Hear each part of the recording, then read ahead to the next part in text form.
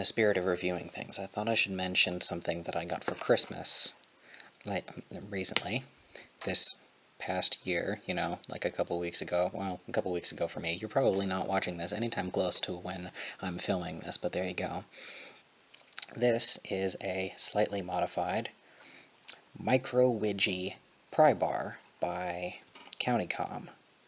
I'm pretty sure they sell them in other places besides their own website, and if you're going to buy one, I recommend you buy them from somewhere other than the CountyComm website because their shipping is pretty insane. The micro-widgy is 3 inches, and I thought that might be a little small, but as soon as I got it, it turns out I was right. That is actually perfect because I want to put it on my keyring. If you're going to get the larger pocket Prybar, and it's a 4-inch, that is for pocket carry. I wanted it for my keys. The 2-inch would be way too small, so I'm glad we've stayed pretty solidly away from that. Alright, so something I wanted to mention that I completely forgot about but goes right here in this video is EOD Robotics, and a joint effort with CountyComm, makes a device that is kind of like this. It is a breacher bar. It's big. There was probably a picture there. There might not have been. I don't know. We'll see when I get into editing what I feel like putting on there. Anyway, the breacher bar is for much larger tasks. It has some features in the way that it is shaped that is interesting. There are people who make knives out of it, although I don't recommend you do that for the amount of work that you would have to put into it. You could just make your own knife properly. There's a link right here for that. If that video gets made, I don't know, it might not. Actually, there's like a 90% chance that that video is not going to get made for like upwards of a year. We'll see. Or I could, you know, link to somebody else. You're on YouTube, you can find something. Anyway, that breacher bar is huge, and if I get one, I will make a video about how to carry it, and or at least how I think it ought to be carried, and I will put that right here. Okay, but probably not, because I don't see myself getting one. Okay, back to our regularly scheduled video. All the widgies are made either in D9 steel, which is what this is, or in titanium, and you can get them curved like this one, or you can get them perfectly straight. And I opted for the curved one, and what do you know, I like that better too, because the curve is very useful for you dig it under something, and then you have that little bit of space to press it down and leverage it up. Not having that would be really annoying. So if you're going to get one, I recommend you get the one with the curve. Now, you can paracord wrap them, but you can't put a particularly useful amount of paracord on it.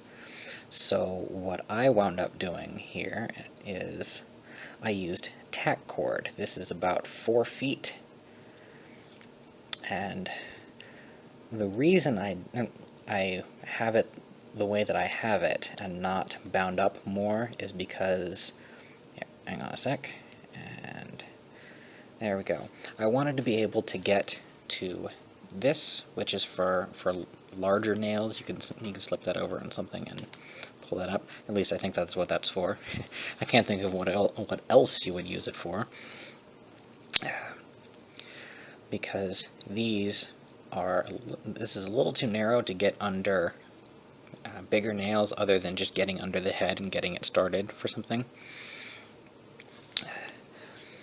But the reason I have this wrap on, I should finish one thought at a time, is because being on my key ring, and I don't have my keys on it right now, but it would jangle around, and I don't like it making sound, so having a handrail lash right here covering it is enough so that when it bangs into my multi-tool, it's pretty much silent.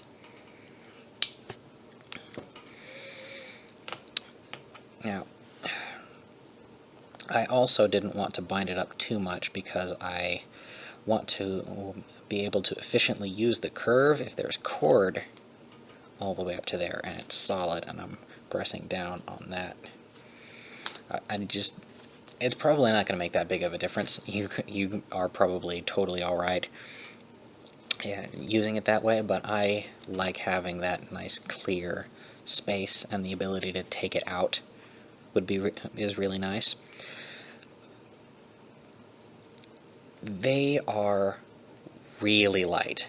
Like, this is like non-existently light. You could the reason that I raise my eyebrows at the titanium one is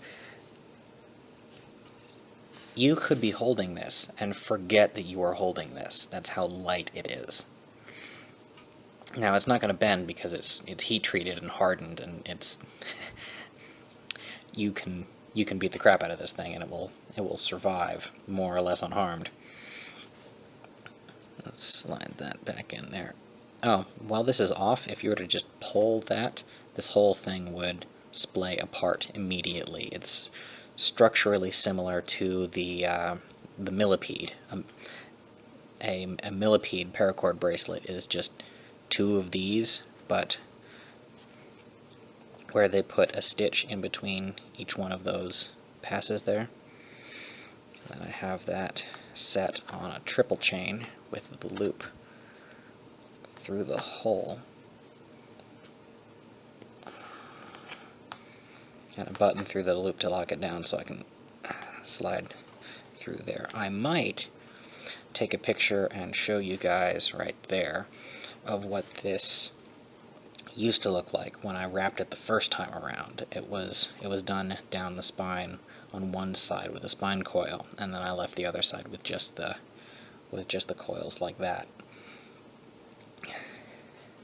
And if you haven't seen that by now, then you're not going to, because I may have gotten too lazy to take the picture.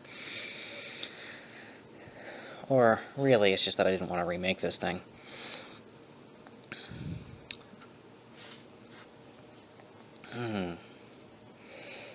Now, it's not only useful for prying.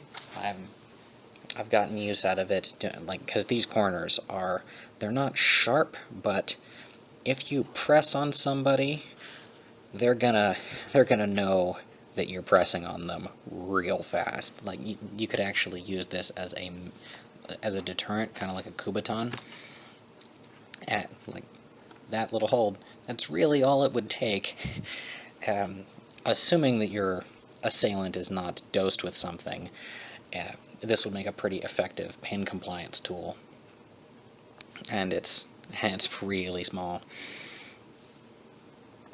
No, that's actually a bad idea. I do not want to lose my pinky.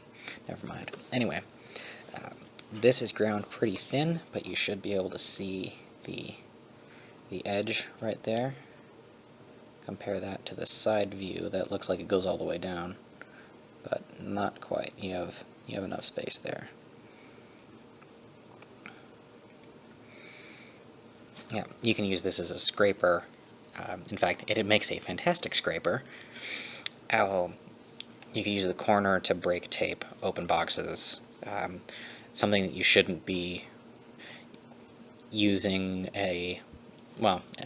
okay, so you remember probably that I keep my knife edges insanely sharp, and those will go away. That would be like 5 minutes lost of sharpening if you open the tape there and scrape it against something hard on the inside, depending on what your knife is made out of. I've heard some people sharpen this right here so you can actually pierce stuff with it. I think that's a terrible idea if you're going to be carrying it in your pocket, but it probably wouldn't make that much difference if you have it on a carbiner or something, or like on your key ring. I wanted this as a separate tool because I wanted to be able to take it off the ring and use it without the risk of potentially losing my keys. And I might get one of the titanium ones. The theory behind the titanium ones would be if you use this in certain circumstances, you might wind up magnetizing it over time. The titanium one does not run that risk, although it's not going to be as hard as this. I think I don't know if that's going to be an issue for me. Hell, I might magnetize it on purpose just because, that would be cool. Probably not, though. I can see that causing more problems than it would solve. Okay, I keep that slid down right there. Anyway, I'm working on a couple of tack cord patterns because tack cord is thinner, and a lot of people would prefer, rather than carrying a small amount of really high strength cord like 550 cord, they want decently strong cord, so like 100 pounds, or in this case 275, I think I'm remembering that number right, and just a ton of it. So if you that's my latest project, is making tack cord bracelets, and in a design that's, because some of the thicker designs that you can use that would be too thick for your average person to wear on a bracelet, like the thicker versions of this, like I can make this thinner by taking some of the core strands out, but it's kind of, for a useful quantity, about 15 feet. That's about as thin as that's going to go. But 15 feet of tack cord, that would be nothing. This is already 5 feet, I think. Maybe 4. Probably 4.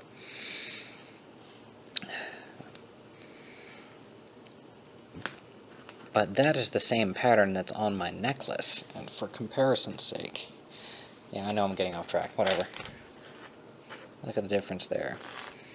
Anyway, speaking of cord and all of that, the reason I got onto this is to mention my shop. If you wanted to directly support me in things, not just through like watching videos that may or may not have ads in your country, you could run to my shop and buy something like this. I do ship internationally, although you and I are probably going to have to, like, if you're international, you should send me a message so that we can work out like international shipping, because I've shipped to Europe on a couple of occasions, but no further than that, so I don't know how much higher the rates go.